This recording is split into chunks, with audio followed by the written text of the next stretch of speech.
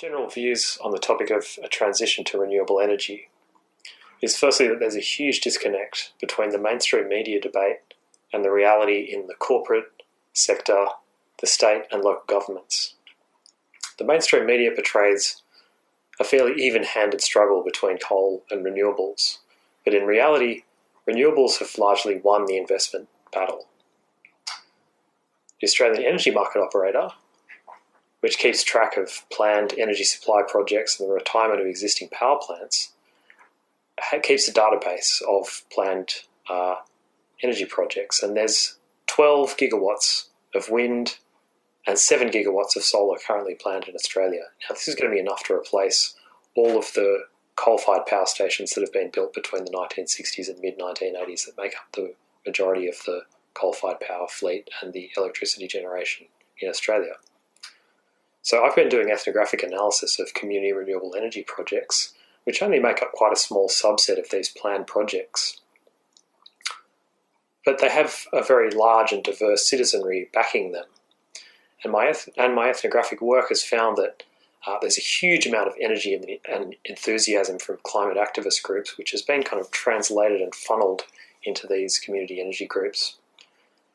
And these groups were highly active over the last sort of 5 to 10 years of climate policy. So whether it's putting solar panels on a community hall or in a pub in a remote part of New South Wales, what they're doing is really the outgrowth of all of that momentum in the climate debate. Now, the national energy regulations which govern all of these new sorts of projects are incredibly complicated, and they're very slow to change. So really the key current future issue or future issue for the energy transition is how to balance affordability and security of supply in this transition to a clean energy future. And in doing that, you have to resolve a whole lot of competing values and norms about what the energy market should look like. So another way to understand this normative and regulatory problem is to ask who will own the energy assets, where will the profits go, and who will be responsible if and when something goes wrong. And community energy acts as a kind of critique for the idea that the answers to these questions are simply more corporate power. In fact, leaders in the community energy sector have argued for some years now that there are 4 Ds that unite the diverse actors in the sector. Firstly, to demonstrate that to demonstrate that scaling up is possible. Secondly, to decentralise power both politically and technologically. Thirdly, to decarbonise the sector. And fourthly, to democratise. That is, to acknowledge that these technological transitions are political and to bring people into the planning process who are affected by them. The ethnographic study was situated in East Germany in an area called the Lausitz. It was then to be compared with similar case studies in Australia and India, but I, together with my colleague Tom Morton, looked particularly at the Lausitz and at the ethnographic research there. And what we did was going to 3 villages in the Lausitz, which are threatened by the expansion of coal mines. And the major findings I'd summarize as, well, a strong interlinkage between political decision-making, corporate interests, and the lived experience of the Energiewende, or energy transformation on the ground. So as you might know, there is a political decision-making process underway, or has been taken up by the German government to have an energy transformation. But corporate interests and political decision-making are, as I said, strongly interlinked, as well as the protest or the support movement on the ground in these local villages. We're looking here at coal mining. We're looking at lignite mining. And lignite mining, coal mining remains one of the largest emitters of carbon dioxide and one of the strongest polluters on the ground in these particular locations. So it is quite a huge environmental problem. That's a fact. Consequently, people are protesting, and the only solution for the CO2 emission is to keep the coal in the ground. But this actually leads to the second key problem, that coal only remains in the ground if it becomes a stranded asset. So that means there needs to be some kind of, well, market value or non-value attached to it in order for the corporates involved in this process to keep coal in the ground. Which then leads to the third problem, that usually we need an intervention by the state in order to make coal a stranded asset, which, as I said previously, has been, on the way through the energy transformation, but it's going and coming, and it's going faster, going slower. So social processes on the ground, social protest movements, are quite essential in order to influence decision-making, political decision-making. And the fourth key problem that I would name is then that these protests on the ground are quite hard to sustain because it's not a slow process. Coal mining usually, if one mine is open, it usually takes like 50 years to mine this area. So in the mining process, you have to be, if you're protesting, quite, enduring. So to maintain protests, especially in small villages for a long period of time, is a key problem. So my ethnographic approach is embedded in wider historical analysis. And what I've been doing is looking at the trajectory from state ownership to the corporatisation and privatisation of the energy sector to understand how community energy fits in this wider context. And this contextual knowledge has allowed me to conduct detailed case study analysis and interviews with key actors in the sector. So in practice, this has just meant ongoing collaborations where I've attended meetings for my local community energy group to understand the motivations and biographies of the people who've been attending. And they've successfully put solar panels on a local brewery. And I've also interviewed a whole lot of other community entrepreneurs to understand their motivations for establishing organisations. So the concept of multi-sited ethnography has been really useful for conceptualising my research in the energy sector. And modern ethnography was often discreetly bound in a particular location in a particular place. You would go to a tropical island and study the people there.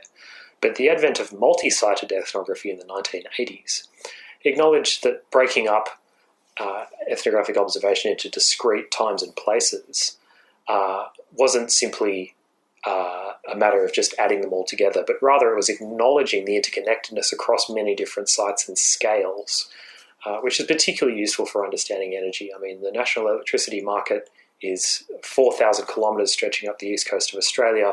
You've got a huge number of communities affected, and it's really global in its scale now that climate change is implicated. So ethnography was important for me to understand this sector, largely because the sector is kind of surveyed out. That is, they're really tired of being surveyed by state government agencies, academics and other groups, entrepreneurs and so forth. So really getting into the social fabric and organisational fabric of these community energy groups has been really important for me to understand really what's going on, to connect this the sort of mundane making of enterprise with these wider contextual and global issues. So my ethnographic approach has helped some actors in the sector understand the connections between their work and other developments in the food sector, for example. And with the help of my colleagues in law, what I've been able to do is make some concrete connections to new kinds of legal practice that have enabled the sector to better conceptualise what they're doing and get legal assistance with finding the right documents and legal expertise to establish themselves as organisations and also resolve other issues such as disputes. Our ethnographic approach might be criticised by some of the colleagues because we did not do a 12 months or 15 months stay in the villages, but what we did was rather an approach of shorter periods of time spent in these villages. So that means we would go for a day or for a week whenever some major decision-making or events or some kind of protest movements or interviews were settled. or arranged. So whenever anything was going on, we would go there, me and my colleague Tom Morton, or just Tom Morton. So we would go for shorter periods of time, and then stay there and do the classical participant observation. And another aspect that was quite important in terms of method is that it was me as a social anthropologist, together with my colleague Tom Morton, who is an investigative journalist and a professor for journalism at UTS. So and that was also planned in the proposal, he did a radio documentary, quite a good and successful one, which won a couple of prizes. But a radio documentary essentially needs quotes from the people, so it was sometimes a bit difficult to, get used to, or to sort of find your path between the quotes you would need, which would be recorded with a rather large or intrusive equipment, and the ethnographic approach of making friends, getting the trust of people, and so on. It was an ethnographic method in combination with journalistic practices. And it was chosen while setting up by writing the grant application for the ARC, and the ARC's financed that project. And that grant application was actually written at UTS in collaboration with the University of Sydney, by people from a quite interdisciplinary field. So we had political economists, anthropologists, historians.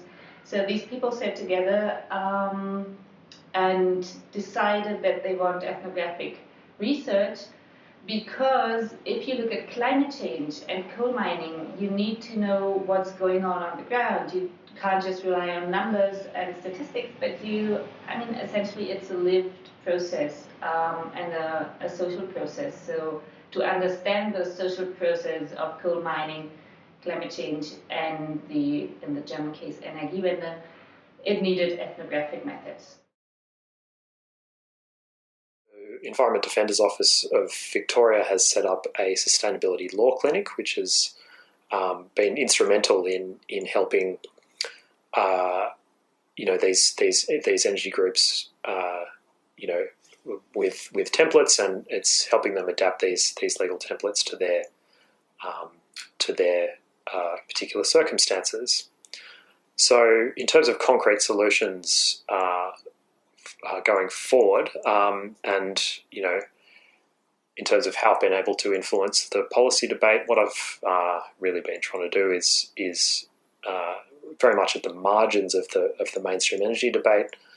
So I don't have ambitions to go into these big COAG meetings between state and federal governments and influence the energy sector at that level, because they really understand energy in quite a different way. It's really about kind of managing large energy units and sort of planning for it. So it's very hard to get them to see community scale and to understand the kind of scale that a lot of the actors that I'm looking at are operating at. So that's been a real challenge.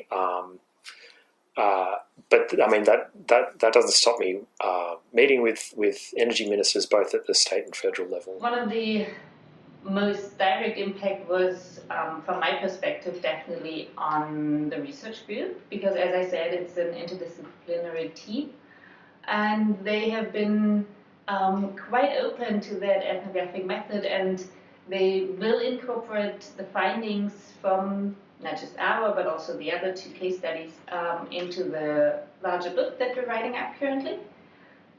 And the ethnographic approach definitely has the advantage of feeding the more broader theory on coal mining, so that it does not just float in air, but is actually based on research data that we collected on the ground. And the second, slightly, not larger impact, but a way where you can also see that ethnographic approaches are quite having an impact, is actually, we look at the COP21, they did use quite a lot of ethnographic well, let's say descriptions from people who are affected by climate change, and invited these people to make statements at various scenes, be it at the climate summit or even in those villages where we did our ethnographic research. So the people who are protesting are coming together and using ethnographic descriptions from people all around the world in order to understand the protest movement, which then feed into political decision making. So yes, I'm able to offer any suggestions. Why? Because our case study is a little bit of a success story. So I told you there are 3 villages which are threatened by the extension of a coal mine. So they were supposed to be resettled, leaving their houses, shifting to other places. But they were able, through a long protest of almost 10 years, no, quite precisely 10 years, to stop this coal mine. So eventually the current owner of the coal mines and power plants has decided to not mine this particular area, so the people will stay in their villages, and will definitely, it feels like winning this particular fight. And while you might say this is just a drop in the ocean, it's, a comparatively small mine if you compare it, for example, to the Adani mine, it definitely is a very good example of how protest on the ground can influence this whole process of coal mining, and can contribute to a consciousness about climate change, about CO2 emission, and about coal mining. So what we learn from it, or what one could suggest, is definitely to keep protest alive. Try to do it as long as you can, because it might have, even if you don't see it in the first moment, it might have an impact on the global future.